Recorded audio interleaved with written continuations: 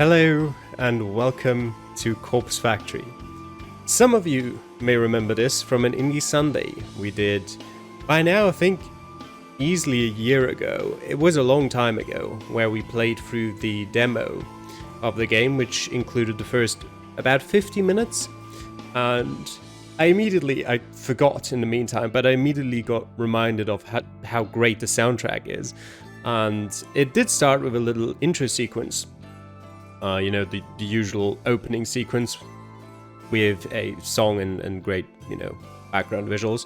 But obviously, I could show you that, but, always a bit iffy with songs on YouTube, so I'd rather not. You can probably find it somewhere. I'm sure maybe even the official channel has it somewhere. Either way, back then we played it, and we got through the first 50 minutes of it.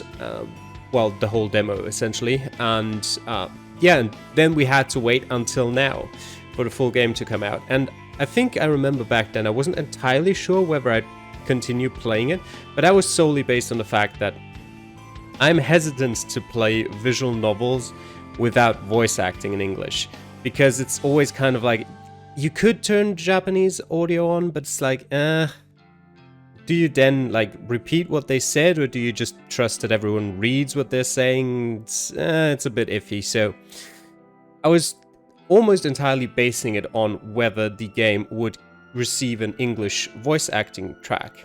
And the Kickstarter actually failed that goal by just a little bit, I think, if I remember correctly. But they went ahead and did it anyway. So here we are with English voice acting, and I'm going to play through it. And you may also be wondering why the title of this video says it's episode 0.5.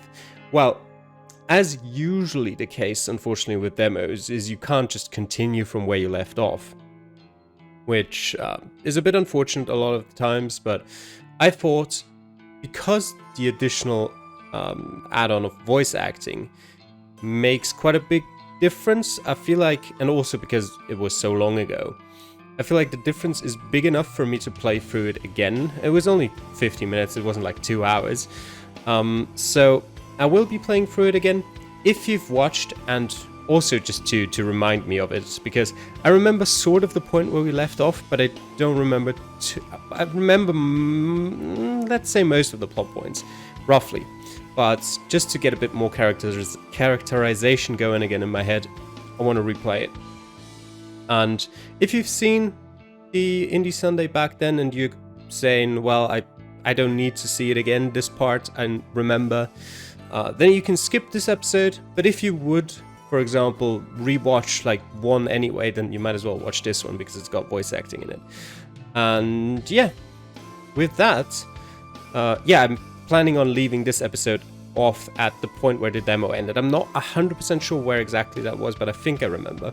So if you don't want to watch this one, if you think you've still got plenty of memories from the Indie Sunday, then you can just get into episode 1. Alright, with that out of the way, let's go.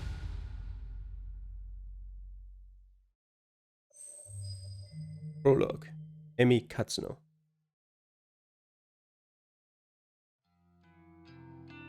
Yes, June 12th, Friday morning.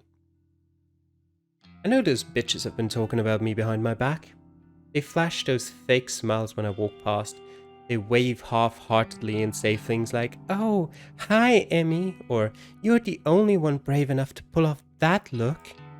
They're all two-faced lying assholes. I hate each and every one of them. 2 points here. Just quickly before we continue, I will not make references towards the Indie Sunday. I'll try my best to act like I have no idea what's going on. Just to, not make it seem like you're watching someone who's played it before. And 2, we are playing a female main character, but I will voice her in just my normal voice. I do think she speaks, and she does have a voice actor, of course, but her inner monologues I will just be voicing normally. Amano, Sachiko, Kurosawa. Just look at them. Everything about them is fake. Fake lips, fake nails, fake smiles, fake personalities. Look, I'll be the first to admit that I'm a fake bitch too, but even I know I'm not as bad as them. I'm not horrible to every person I meet, just the ones I don't like. It's not fair that I have to work with them. I just wanted a part-time job, something breezy and casual. How was I supposed to know these delinquents would obsess over tormenting me? Amano is unbearable, but probably the least terrible of the three. She's a year younger than me and acts like she's some famous pop idol. But she's a dropout, just like me, working in this dead-end part-time job just so her parents don't kick her out of their house. She spends her evenings singing at underground bars and hanging out with shady talent agents who swear they can promote her and make her the next big pop star. She gets taken advantage of time and time again, but never seems to learn her lesson. I don't know if she's just stupid or if she really thinks she's on the right track to becoming famous. Sachiko is the kind of straight-laced girl you see at every school, studying her ass off to earn her parents' approval. Why is girl in purple? Are you trying to tell me something, game? The type of girl that always has the best grades but never really has any friends. She's the kind of girl that graduates, then the reality of the real world knocks her on her ass and she realizes she actually has no clue what she's doing, just like the rest of us. So she settles for the first crappy job she can find, and then suddenly it's 3 years later and she's still slaving away for asshole managers just to make ends meet. Instead of being humbled by her station in life, Sachiko decides to take her anger out on everyone around her. I've seen her slap customers out of frustration. Rumor has it that she strangled her boss on one occasion. Apparently he's too afraid to fire her now. I don't blame him, I'm afraid of her too. And then there's Kurosawa. I could write an entire blog on all the things I hate about her. She's pretty, but she's very aware of it. She seems to have a new sugar daddy every few weeks, some poor old fool that she strings along and milks dry. She must be nearing 30, but all her friends are still in senior high school. It's more than a little weird. They hang out around the train station bullying homeless people and shoplifting from the convenience store. I'm pretty certain that she's done time once or twice. Kurosawa is just an all-round terrible person. She makes Amano and Sachiko look like saints in comparison. Honestly, I couldn't ask for a worse group of co-workers. Finally, there's me. Emi Katsuno, university dropout, part-time cashier, and up to my ears in debt. I live in a small apartment in a bad neighborhood just to keep my head above water. My apartment building is filled with deadbeats, loan sharks, junkies, perverts, you name it. By some miracle, I managed to snatch up the best apartment in the worst building. Although the place is nice, the rent is questionably low. I'm fully expecting the landlord to wander in one day and demand more money, or murder me. I'm constantly worried about money, worried about my safety, worried about what the hell I'm supposed to be doing with my life. As if that wasn't bad enough, I have to work 4 days a week with the 3 worst girls I've ever met in my life. Today is no different from any other day. Amano greets me at the door, her disgustingly puffy and pouty lips pulled back in a half snarl, half smile. I can smell the sickly sweet scent of too much lip gloss from 10 feet away. Oh, hi, Emmy. You're late again, you know. Bitch. Yeah, sorry. Just let me past. I'll go clock in. Whatever. Kurosawa wants to see you. Can you, just go see her? Fine. Amano walks off. I look around for Kurosawa. The stale stench of cigarette smoke eventually overwhelms the lingering scent of lip gloss in the air and leads me to her location. You wanted me? Katsuno, I need you to process a big refund. Don't mess it up, okay? It's for a regular customer. Okay, I can do that. What am I refunding? There's a bunch of shirts on the counter. Just ring them up and refund them for cash. You can leave the money in the envelope under the register. Fine, I'll take care of it. Thanks. I'm going for a smoke break. I decide to clock in before processing the refund. I won't be paid for the shift if the company doesn't know I came into work. I go behind the counter and retrieve the sign-in booklet. I flip to today's date and fill in my details. Done and done. The shirts that Kurosawa mentioned are lying haphazardly over the counter. I pick them up and scan each one. They're not cheap. The first rings up at 11,000 yen and the next is 13,000. There are 6 shirts all up, each one a little more expensive than the last. They don't look worn and the tags are intact. I'm supposed to ask for a receipt or proof of purchase before making a refund, but the customer is obviously not here. Besides, the request came directly from Kurosawa, my superior, so I can't exactly refuse. The The refund goes through the system successfully and the cash drawer opens up. I count out the correct amount of money in 10,000 yen bills, then pop an elastic band around the cash and put it in an envelope. I also print a copy of the refund receipt and slip it in with the cash. Job done. I slide the envelope back under the register and lean against the counter. Surveying the store, I can see that there aren't any customers around. It's still early in the morning after all. We don't usually get much business until around lunchtime. I hover around the register for a while, biting my nails and staring at the clock to pass time. Kurosawa eventually returns from her smoke break. Half an hour must have passed by now. Who does she think she is? You finished that refund? Yeah, I did it just like you said. Okay. She rummages around underneath the cash register and pulls out the envelope stuffed with cash. Her fingers flick through it quickly, counting each note, and she nods as though satisfied. Good work, Katsuno. I'll pass this on to the customer next time they come in. No problem. Anyway, I'll take over the cash register for a while. You wanna go tidy up stock? Yeah, okay.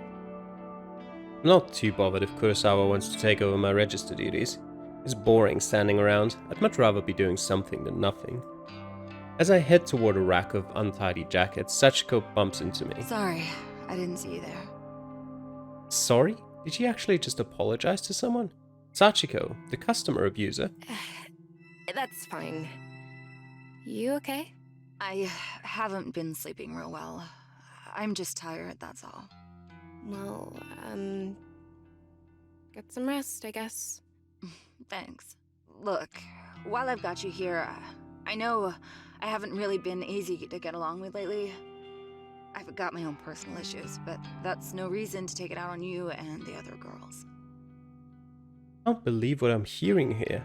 Sachiko has had a change of heart? So I'm resigning as of today. I don't deserve this job. I wanted to apologize and make sure there's no bad blood between us. Sachiko, I don't know what to say. I never expected this from you. Yeah. If you're resigning, do you have another job lined up? No, not yet, but I need to work on myself first. I have a lot to think about. Well, I mean, as long as you're sure about this. I am. In that case, then thank you for apologizing. I forgive you.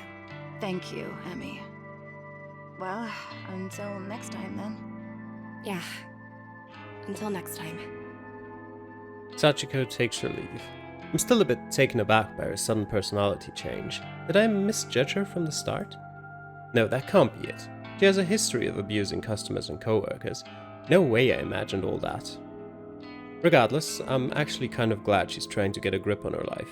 I hope everything works out for her. If she's resigning today, then I suppose the only two terrible co-workers left are Amano and Kurosawa. I glance at Amano, who is standing by the door waiting to greet customers. She has a vacant expression on her face, like always. I then look toward the register where Kurosawa should have been standing, but she's not there. Didn't she offer to take over register duties from me? Where the hell did she disappear to? I wander behind the counter. The register doesn't look like it has been touched. Out of curiosity, I slide my hand around under the register. And the cash-stuffed envelope is gone. No sign of it. The receipt from the refund is lying on the floor. I bend down and pick it up. It's a standard refund receipt, stating the value of the transaction. My name is signed at the bottom since I was the one who processed it. The refunded money is gone, and so is Kurosawa. Did she... No, she couldn't have.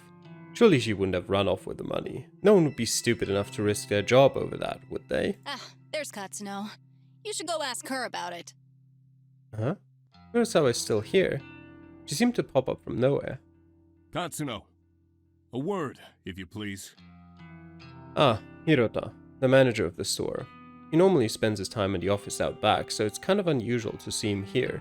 What could he want with me? Kurosawa was tending to the register when she noticed the system flagged a large refund as suspicious. Do you know anything about it? Well, yeah, I processed a big refund this morning. Is that so? Do you have the receipt? Here. I hand him the transaction receipt that is still between my fingers. He looks it over once, then twice, his eyebrows furrowing. This is quite a large refund. No wonder the system flagged it. Did you get approval from Kurosawa before processing this? Kurosawa was the one who asked me to process it, sir. I never even spoke to the customer that it was intended for. That's not true, Hirota. I don't know anything about this refund. Wait, what? Where is the refunded money now? Well, I put it in an envelope underneath the register, but... There's no money here, sir. She's lying to you. Interesting. No money to be found. And Katsuno, you're the one who signed off on the refund. That makes you responsible. Yeah, I did sign it, but... You're going to have to tell the truth, Katsuno. Did you take the money? Don't make me get the police involved. Wait, hang on.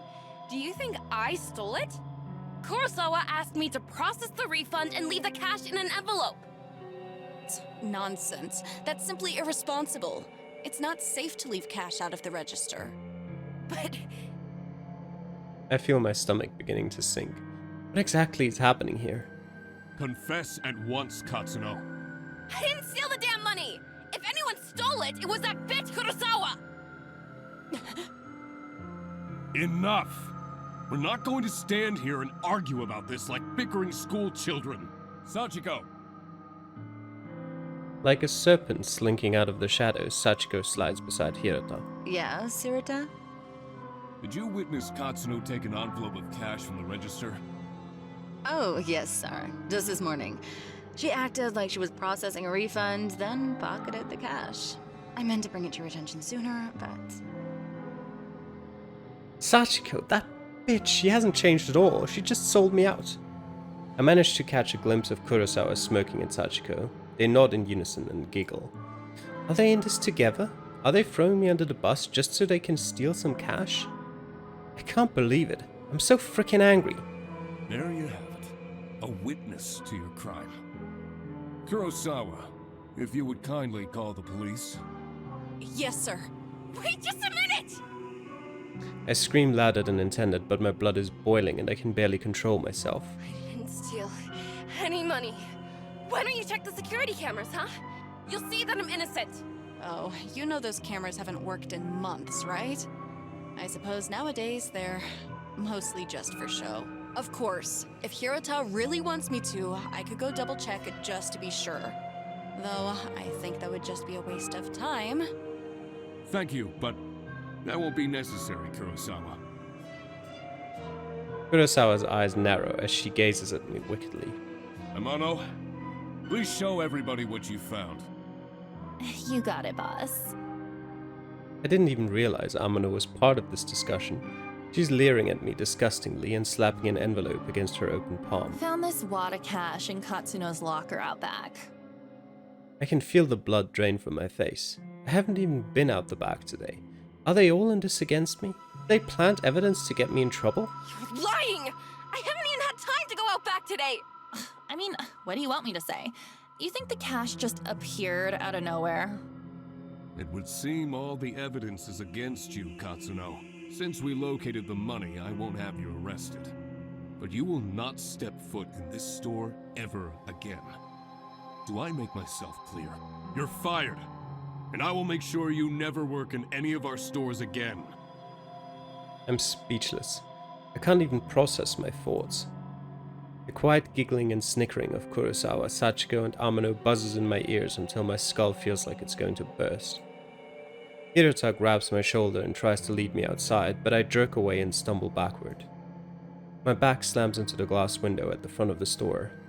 Thankfully the glass doesn't shatter, but I can immediately feel a bruise forming. I push myself forward, regain my balance, and duck toward the sliding door. See you around, Emmy. Oh well, I guess not, hey? I blink tears out of my eyes as I dash through the store's front door. My anger and fear and anxiety get the better of me, and it's a good 5 or 10 minutes before I realize that I've been running aimlessly through the shopping mall. I reach a hand to my eyes to wipe away the moisture and take a deep breath. I look around, trying to get my bearings. The escalators. At least I know where I am. I need to sit down and compose myself. If I don't calm down, I might be tempted to return to the store and start punching those 3 absolute assholes. With my head down, I blindly charge toward a small seating area. Watch out! I collide headfirst with somebody in front of me. Without thinking, I scream out in anger. Watch where you're going! Sorry, Wait, this girl. I know her from somewhere. Katsuno? Is that you? Huh? I know you. Have we met? Yes, of course. We graduated from senior high school together. Remember? Did we? Senior high school was more than a year ago. That's not a long time. Feels like a different lifetime. But how does she expect me to remember that? Yeah, who has memories of more than a year ago? Maybe. Yeah, you're Sato, right?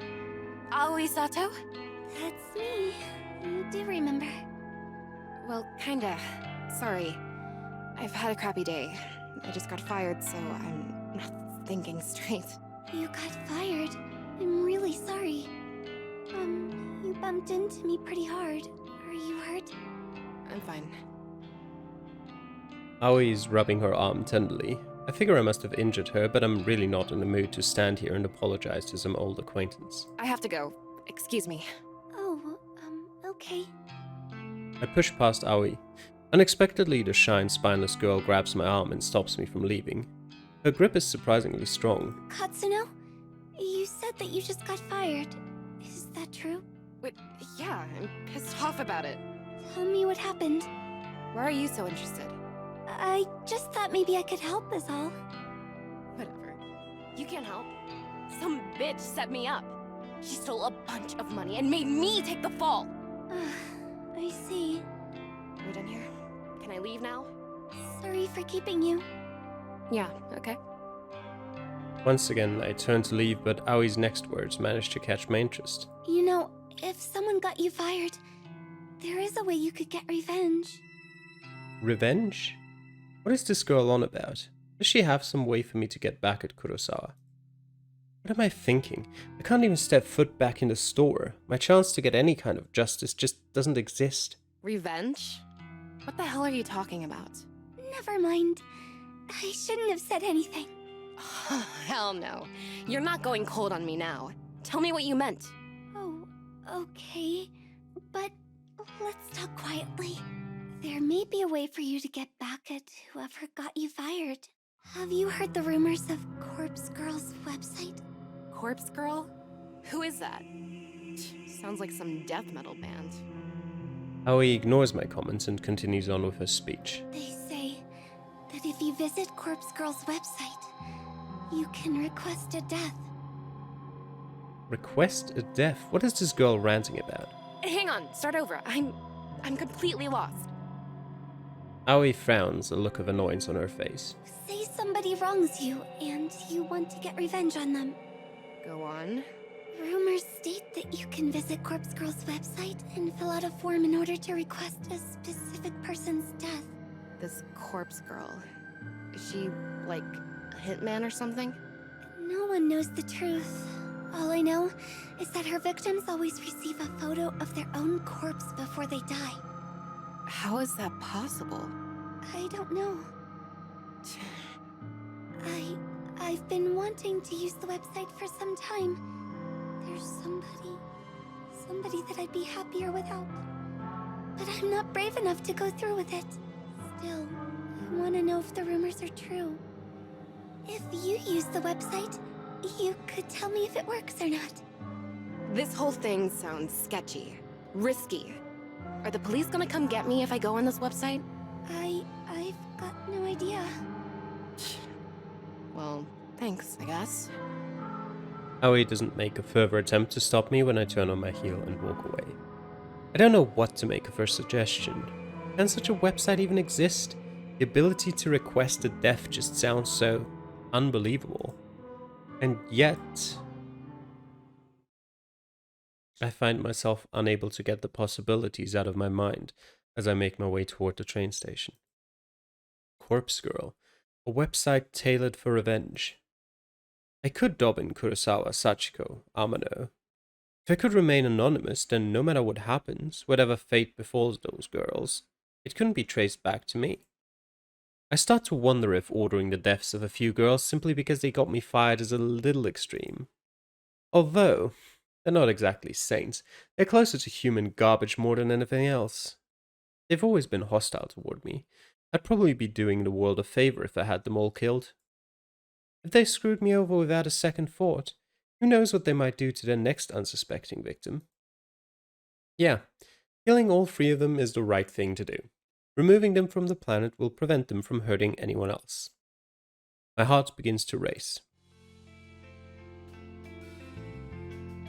The trip back to my apartment is boring. The train carriage is nearly empty save for a few junior high school boys and a couple of women in business attire. I have a few seats all to myself, so I sprawl out and check my phone for messages. When I feel confident that no one in the carriage is watching me, I decide to search for Corpse Girl's website on my phone. I don't exactly know how easy it will be to find. Maybe I should have asked Aoi for the address. Well, a quick search shouldn't be too hard. Begin to type. Corpse Girl's website.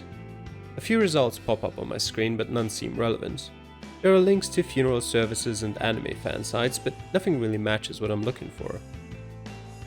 Maybe this was a bad idea. I should probably delete my search history. Maybe just one more search. Corpse Girl, request,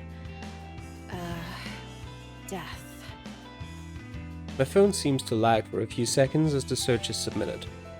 Then, a fresh list of links appears. The top result catches my eye immediately. Corpse Girl, revenge at your fingertips. This must be it. I click the link and the website loads immediately.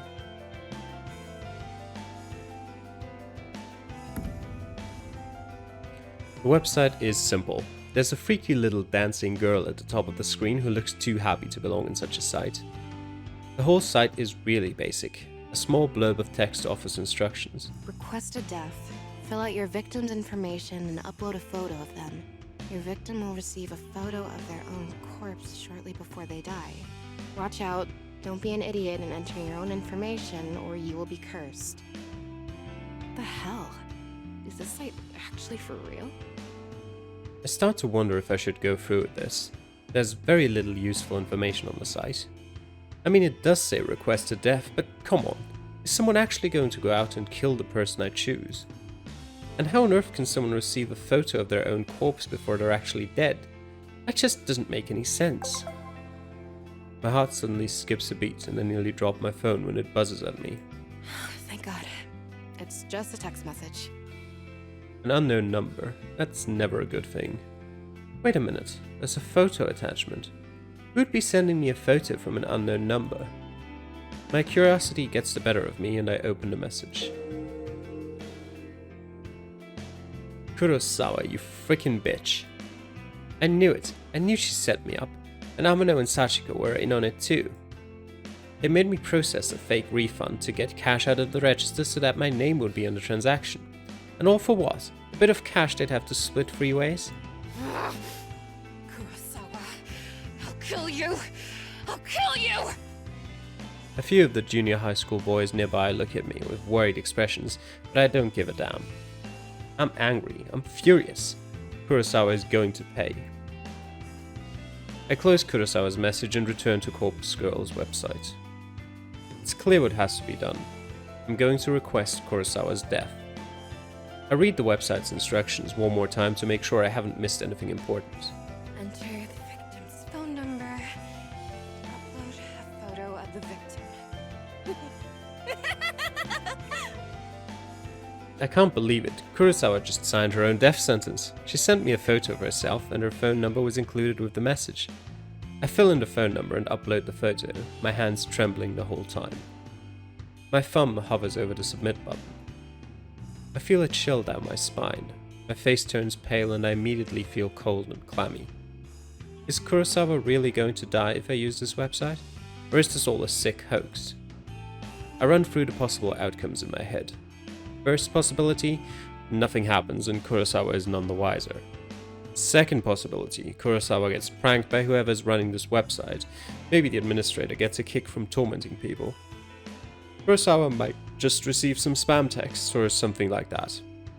Third possibility, Kurosawa dies. She gets murdered or some elaborate scheme is concocted to make her die accidentally. My lips curl into a frenzied smile. I like the third possibility the most. I slam my thumb down and smash the submit button. Prepare for the end, Kurosawa.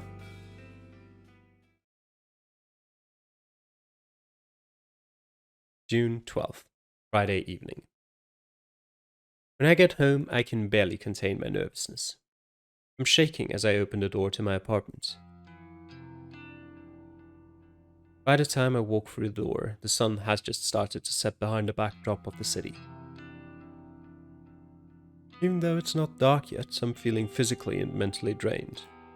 The drama at work this morning, the taunting laugh of Kurosawa, I feel exhausted, like I just want to crawl into bed and sleep. Despite my dipping energy levels, I can't extinguish the burning question flickering within my mind like a candle flame. How will I know when or if Kurosawa is dead?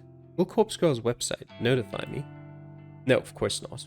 I didn't give any of my personal information to the site. The entire thing was anonymous. And it's not like I can visit the store tomorrow and see if she comes into work. I'll be kicked out as soon as I show my face.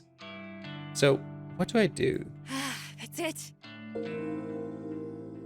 I whip my phone out of my purse and open Noise, a social network app that all my coworkers are connected to. Kurosawa, Sachiko, Amino, and I are all in this group chat labeled Work Life. We use the chat to swap shifts with each other and complain about the boss. Just as I was hoping, I haven't been kicked out from the group yet. I swipe through the list of chat members and tap on Kurosawa's profile. Last online 1 hour ago. Perfect. If I use this app, I can keep an eye on when Kurosawa is active. She only has to be using her phone for Noise to detect that she's online. It doesn't necessarily have to be using Noise itself. It's the best way I can think of to monitor if she's still alive or not. It'll do for now, at least. I wonder why Kurosawa sent me that photo of herself via a regular text message instead of through Noise. Maybe she thought she could be busted for it if someone got into her Noise profile? Who knows what that girl was thinking? Regardless, I'm thankful she made such a stupid mistake. I wouldn't have obtained her phone number if she had decided to message me through Noise instead. After all, Noise is strictly an online service, no need for phone numbers. Come to think of it, where did she get my phone number from? Well, no matter, it worked out in the end. I slumped down on the couch in front of the TV and keep my phone firmly gripped in one hand, my knuckles whitening. I start to bite the fingernails on my other hand out of anxiety. In an attempt to distract myself, I switch the TV on and stream some stupid reality shows. The distraction hardly works, and I find myself instinctively glancing at my phone every couple of minutes, waiting for any kind of update on Kurosawa's online status. The evening passes slowly.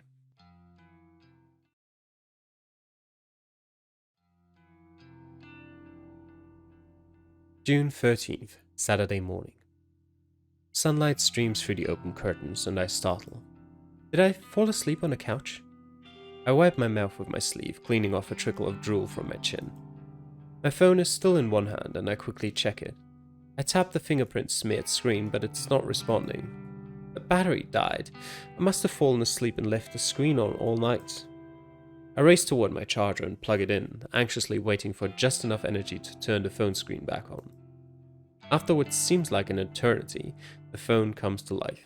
I catch a glimpse of the clock as I swipe the lock screen away. 6:34 a.m. I open up Noise as quickly as I can and flick through to Kurosawa's profile. Huh?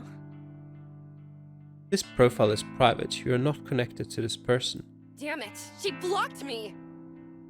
I frantically navigate to the group chat only to find that I've been kicked out. Damn it! Damn it! What can I do now? I've got no way of knowing whether Kurosawa is still alive. I slam my phone down in frustration and it vibrates in retaliation. Huh? Another text message. I blink a couple of times. Who would be texting me at this hour? It might be Kurosawa again, trying to rub my face in her victory.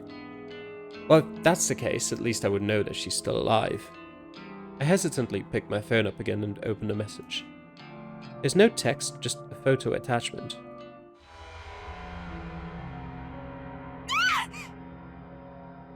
What the hell is this? I nearly dropped my phone in terror. A photo of a dead body, twisted, crumpled, like it has fallen from a great height. A spatter of blood is flecked across the grass. It's hard to make out the details of the person. Dirty blonde hair, familiar clothes, smudged makeup. This dead body. Is it supposed to be me? There can be no mistaking it. Without a doubt, this is a picture of my own corpse. I shriek again, unable to process what I'm seeing. I'm so entranced by the battered corpse that it takes me a minute to notice the timestamp in the corner of the photo. It's today's date, but something is off. The time says 7:28 a.m. That's about an hour from now. I shiver involuntarily and feel the sickening sensation of bile rising in my throat. This photo. Is this a prediction of my death? Am I going to die within the hour? And then the truth hits me harder than my face hit the ground in this grisly photo. When you request a death on Corpse Girl's website, your victim receives a photo of their own corpse before they die. Before they die? Can't look at it anymore. I throw my phone to the side and curl up on the floor. Did Corpse Girl send this to me? And how did somebody get a photo of my corpse? A photo that is seemingly from the future? It's impossible. It has to be a hoax. Some trick, some psycho tormenting me. That's all it is. Someone is messing with me. Probably Kurosawa. I get up off the floor and stumble around. I'm kind of lightheaded and unbalanced, and my stomach feels queasy, ready to launch its contents through my throat at any second. I blindly reach around for my phone and finally grasp it with near-frozen fingers. The phone number that sent the photo.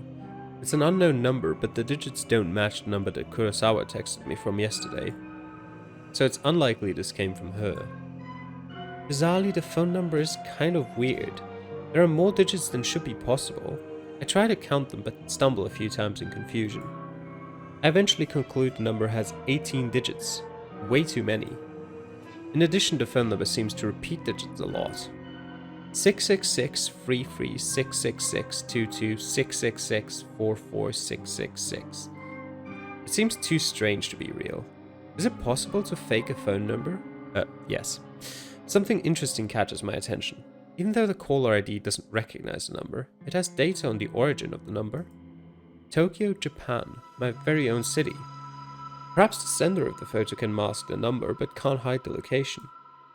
This gives me an idea, and I decide to get to the bottom of the situation, despite my head throbbing and my stomach pleading to be emptied.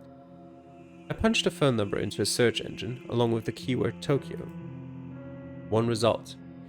The link points to a popular discussion board, Noise Channel. It's an anonymous board where users can talk about almost anything. And, no big surprise, it's owned and operated by the very same company behind the Noise app I use on my phone. I tap the link and get taken to a discussion topic from less than a week ago. I quickly read through it. Topic: strange photo from unknown number. Hey, so today I got a strange gore photo from a number I don't have in my contacts. Not sure what the deal is. It was gross though. Wondering if any hackers can trace the number or something? It's the number.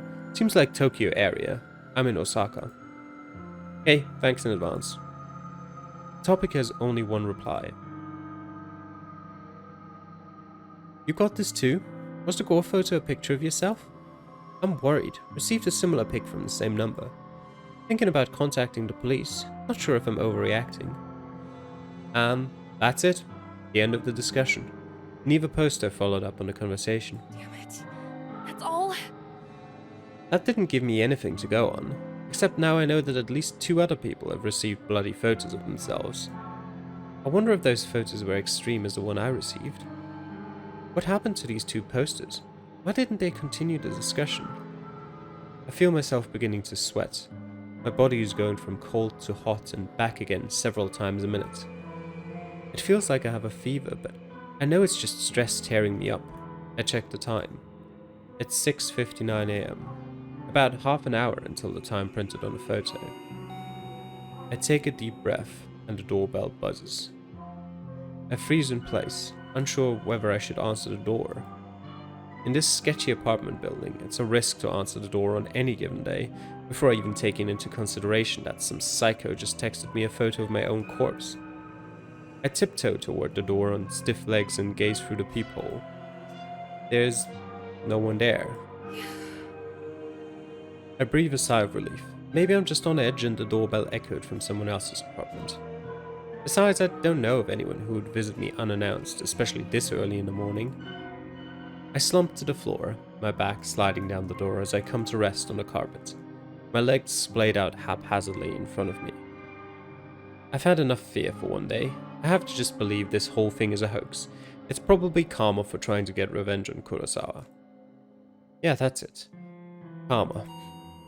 Doorbell rings again and I scream in shock, my head slamming back against the door I was resting against. I jump to my feet and ignore the peephole, this time simply swinging the door wide open. A gust of chilly morning air sweeps into my apartment and I shut my eyes tightly against the sudden cold. My messy hair tangles in the wind and obscures my vision when I open my eyes. Quickly, I sweep the hair out of my face and look around. There's no one here, except... a metal trolley is blocking the walkway in front of my door. A stark white bag, about the size of a human body, rests atop the trolley. My heart begins to race as I immediately recognize what this is. On TV, they always show these trolleys used in morgues to cart dead bodies around. Dead bodies. The vomit that has been trying to escape my body all morning finally finds its way out of my mouth. I retch and heave in the doorway until nothing is left inside my belly except the stinging stomach acid that threatens to burn through its fleshy container. The stench wafting from the trolley is overwhelming. Pinching my nostrils closed does little more than trap the horrific odor inside my own skull, and I gag and sputter involuntarily. My hand reaches forward as though controlled by some being other than myself. I can't pull it back, and I can't prevent my fingers from grasping the zipper tag attached to the front of the body bag. I unzip the bag.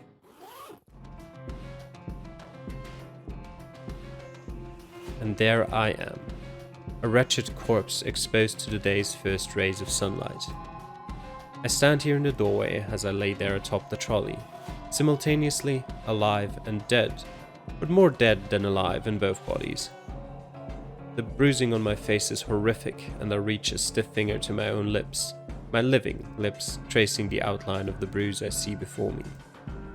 There's no pain where the bruise should be, and I breathe a sigh of relief, for why would there be any pain if I'm already dead? To feel pain would be absurd, and then I would really have to start worrying. I wonder how I died. Did I fall from a great height? Did somebody hit me with a car? Or did I collapse from some internal reason?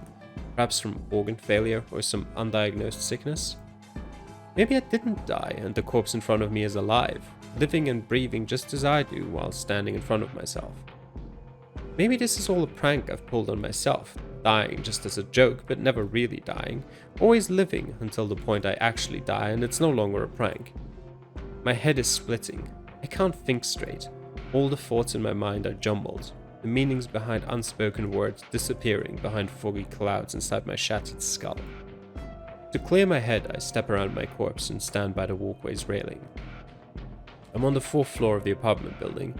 There are 2 floors above me, so I could go higher if I wish, but I'm pretty sure a leap from here will be enough to render my living body identical to that of the corpse on the trolley. At this point in time, there exist 2 versions of Amy Katsuno. One is living and is me, and the other is dead but is also me. I can choose now to be alive and dead, or be dead and dead, but I cannot choose to be alive and alive. So even if I choose to be alive and dead, I'll still only be half alive, but choosing dead and dead is nice and clean, absolute and indisputably solid state of existence. I grip the cool steel handrail and lean over the walkway, my hair whipping against my face thanks to the relentless wind. 4 stories below me is a small courtyard, paved with concrete and decorated with the occasional shrub or flower bed. I miss the concrete by about 2 feet. Dirt sprays up into the air as my nose is crushed under my own body weight. I think about that photo Kurosawa sent me with her smug smile and her hands full of stolen money. My teeth grind into my tongue and sever it, but it doesn't manage to escape my closed mouth. My mind wanders and settles on Corpse Girl's website. What was that all about, anyway? As far as I know, nothing happened when I submitted Kurosawa's details. Maybe Kurosawa found the website as well and submitted my details first. I guess Corpse Girl got me. Well played, Kurosawa. I think I can taste blood in my mouth, but it might just be a memory from some other point in my lifetime. A blinking light from a nearby parked car kind of irritates me, but then my vision turns blue or black, and my only concern is how I'll never truly know what.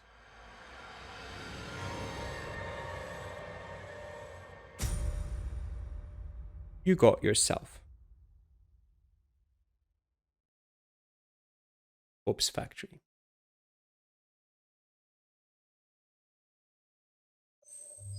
Act 1. Noriko Kurosawa. But we'll get into that in the next episode. 3 weeks earlier. At May 25th, Monday morning. As I said, we'll get into that in the next episode. We'll throw a quick save in there. But so that was the prologue. There wasn't actually too much voice acting in that part, I guess. The shopping center sort of closed store scene had a bit, but other than that, not too much. I also wait before I save. I should do something quickly. I might as well do that right now. Turn the music volume down, but the master volume up.